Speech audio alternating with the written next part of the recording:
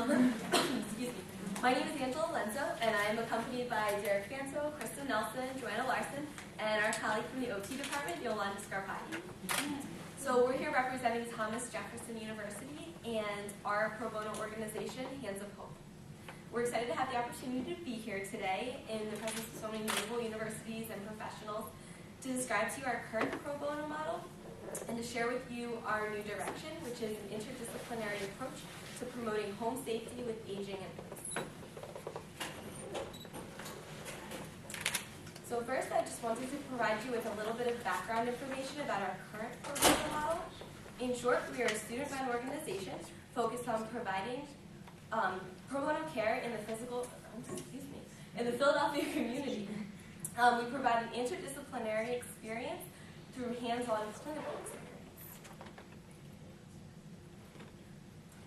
So currently, we have the privilege of serving at an all-male homeless shelter located at a walking distance from our Center City campus. Jefferson students volunteer every week on Tuesday night to go out to the shelter. They're accompanied by a Thomas Jefferson University Hospital physical therapist volunteer or our faculty advisor, as well as the Jefferson Medical College.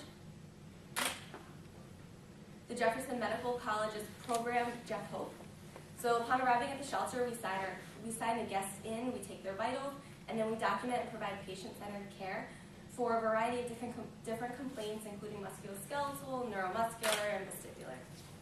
We also provide consultation to the medical students and the physicians who are there with us that night.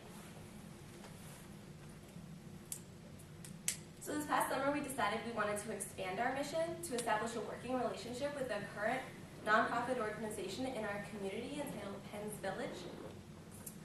Penn's Village was founded in 2008, and they are supported by the AARP. They're run by the residents of Center City for the residents of Center City, and they use a model that promotes aging in place. The goal of the program is to enable its members, which are called villagers, to stay at home, stay connected, and stay healthy. They offer a variety of services, including transportation, classes, social gatherings, service recommendations, tech support, even book clubs. And ultimately what happened was we reached out to this nonprofit organization, Penn's Village, to see how we could get involved and how they would need us. And they expressed a need for home safety assessments.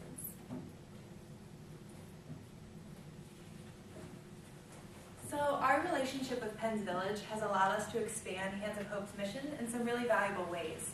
In addition to meeting more needs within our community, this program doing home safety assessments allows us to further our interdisciplinary opportunities. Like Angela described, we already have a strong relationship with the medical college through Sunday Breakfast Mission. But in the real world, it seems like we work much more consistently with occupational therapists. So we really want the opportunity to start that while we're in school. As a university, Jefferson works really hard to provide us with interdisciplinary opportunities, especially through our school's Health Mentor program that has us working in an interprofessional team throughout our first 2 years of school. Unfortunately, due to the logistics of having a rehabilitation team member in each group, PTs and OTs rarely get to work together. Therefore, we're really excited that doing this program with Penn's Village will allow us the opportunity to collaborate with OTs and practice that interprofessional relationship. Okay. So another motivational factor for expanding our mission is to create the opportunity to develop more clinical skill applications for our fellow classmates. As Angela said, we are currently located at an all-male shelter, but with our new working relationship with Penn's Village, it allows us to expand our demographics to include the elderly as well as individuals with special needs. As for a new setting, Angela explained our current clinic model as well, and you could see how being in a home environment would allow for a different experience than in our clinic presently, while also encompassing a different aspect of our field. So at Hands of Hope, we're doing the exams, the evaluations, and treatment programs, and while some of those aspects may carry over into Penn's Village, we are mainly focusing on home safety in this setting. Joanna mentioned how many of us will work with our OTs in future careers, and by the expansion of our mission, both OT and PT students are given the opportunity to work together and enhance educational growth between both professions. Even though each profession brings a different perspective, we are both working toward a common goal of furthering functional independence for our patients. And so I just would like to share a little story with you about our training and the different perspectives we each bring. The 5 of us, as well as another OT student, went through a training session with one of the OT professors at our school who frequently has done home assessments in her career. And she brought in videos and a PowerPoint with pictures to help us look for things in the home, to keep our eye open for things in the home. And she put a picture up on the screen, and it was a gray house. It had a light blue door, and there were white columns on either side, and there were 3 concrete steps up to a small landing. And she asked us what we thought some of the limitations were in this front entrance. And so as PT students, we said, there's no railing, the landing is kind of small, someone had an assistive device, and Yolanda, who's the OT student in our group, she said, well, it's very monochromatic. And we all looked at each other and were like, well, that's something that would have never come out of my mouth. And so I think at that point we really all just got very energized about this new expansion because we're really excited to work interprofessionally with our fellow OT students. So through the points that Joanna and myself outlined, with this expansion, we are overall enhancing our educational experience at Thomas Jefferson University. This past winter, we worked on the framework for a pro bono experience with Penn's Village. As class officers, this spring we were running trials to test our model with the first few villagers to prepare it. We decided on making this a fall project for second and third year PT and OT students because they're both on campus at the same time. Other semesters have conflicting times due to either department being out on clinical education experiences. Our framework will consist of multiple steps to ensure the effectiveness of our intervention as well as the learning experiences to the students. So at this time, I'm going to give the floor to Yolanda to walk us through the initial visit and the home assessment. So we chose to use the home assessment profile, which is based on a model we call in the OT profession the PEO model, person, environment, occupation, and it's all about how the person and the environment and the task interact to create performance, and that can how that environment and the person can either facilitate or inhibit safety and performance. What I really like about the HAP, or the home assessment profile, which we chose to use, is that you actually physically walk through the person, so you see how they're interacting in their environment. It's one thing to just look at a kitchen and say, this is safe. It's another thing to see a person moving around within that space. Something that can look really safe to our eyes can be very unsafe when you include the dynamic relationship between the person and what they do in that space. Another thing that the HAP looks at is lighting, as you said, contrast, things, because a lot of older adults have low vision and other, glaucoma, macular degeneration, cataracts, and that can be really a significant limitation. So something that looks good to us could not be safe for them. And then they talked about how it was determined by Chandler et al. That the HAP is a reliable and valid tool with statistically significant ability to predict falls within the home. So that was another strength of the HAP and a reason that we chose to use it. And basically that's it. You get a score of 0 to 2 for each dimension. 0 is no fall risk, or no risk, I should say. 1 is a mild risk, and 2 is a moderate to severe risk. And then there's a multiplier. So we can actually get a closer look at that. So how often is that person encountering this risk? Because that's really important. If they never go into this room, then it's not really a significant risk. Whereas if it's in the kitchen and they're in there 5 times a day, that's a much more significant risk. And the higher the score, the more hazardous the environment is.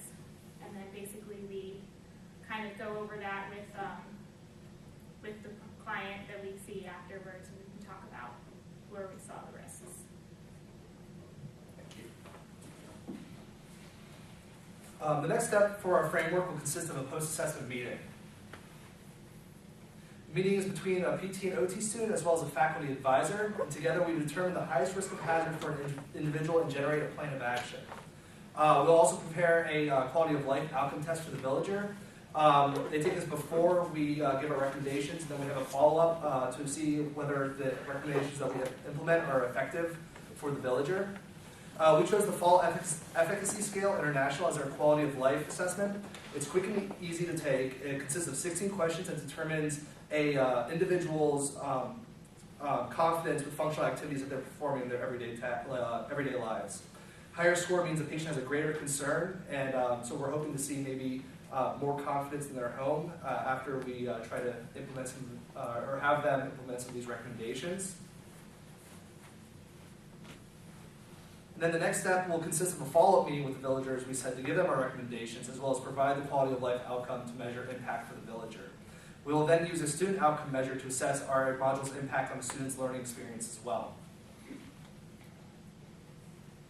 So obviously throughout all this, our priority is on those that we're trying to help. However, we are really excited about the opportunity for students as well. So we're really looking to elicit some student feedback on our program in general and to assess the impact that this program may have in someone's experience. We'll be using the student assessment of the interprofessional experience survey, and here's a little of just a part of it, but it looks at students' feelings and beliefs both before and after the experience about the interprofessional team. As you can see, it uses a 7-point Likert scale from strongly disagree to strongly agree to assess student perceptions. Also, there's a portion to assess student satisfaction with the experience, and also a part that allows the student to rate the quality of what they thought the program setup was and to give any recommendations. So how does this model impact our villagers? As we were looking for outcome measures, we came across the Taking Action to Prevent Falls, a home environmental assessment in multiple sources. We chose this template because it provides a plan of action to implement safety changes and provides the villagers with a physical record of changes that need to be put into effect. So here is a closer look at the form.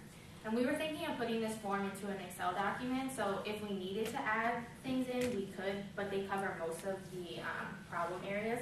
And we would probably, we would take the problems from the HAP score that Yolanda spoke about, so the hazard scores, and describe, decide which ones are most important, because we're not going to give the individual 50 things to change in their home. We're going to find the most important things that are at risk for safety, and then put that on this chart. So I'm going to just explain the chart a little. So in the first column, it is the problem area, so it would be the problem in the home, or the hazard, the safety hazard in the home can be identified from many of the things that we said. So then in the second column, there's a potential solution. So we thought that the PT, OT, and the actual individual whose home we are assessing could sit down and discuss the possible solutions. And so based on that list, then everyone can agree upon one final solution in the solutions agreed to, so that everyone could come up with an idea, and then we could pick the one that is most applicable to the villager's home, current health status, and the lifestyle. Then in the action by column, we're going to fill in what individual is actually going to fulfill that requirement. And so it could be the villager themselves, it could be a spouse, a neighbor, a child, a caregiver, any of those individuals. And then in the last column, it allows for us to write comments. So if the individual was perceptive to this change, or if they weren't, so that when we follow up with them, we'll have an idea of what, of if it was something that they were really willing to change or not. And so we overall feel that this will impact individual safety in the home by engaging them in their own plan. By including them, we are hoping that we'll have better results of change rather than us just saying, we think you should change this. At least they can help to come up with ideas on how it should be changed. And so in the next few months, when we start to go out on more visits, we're looking to see if this assessment is going to help accomplish change in the villagers' homes that we visit.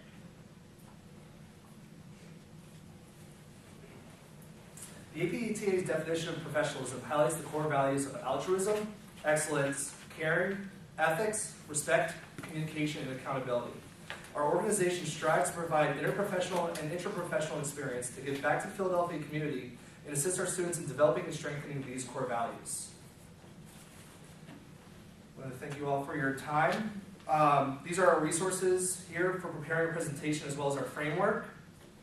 And we'd like to thank the Chester Community Physical Therapy Pro Bono Clinic for the kind addition in the registered email, as well as anybody who's able to donate socks. We provide these socks to the guests of Sunday Breakfast Mission who need them. At this time, I want to open the floor to questions, thoughts. I have a question about your outcome measures. When you said you give that fall FES before you give them your recommendations, and then you give us them after. What's the time frame in between? Like, how long do you give them to make these changes? Yeah, so right now we're looking at kind of a model where we do another visit with the villager and we implement the outcome measure. And then right now we're thinking about a month. Okay. This way we give them time to possibly implement some of these changes and then kind of see an idea of now what maybe they've had some time with this change and does it increase their confidence. Oh yeah, and so our first visit is actually 1 weekend from now.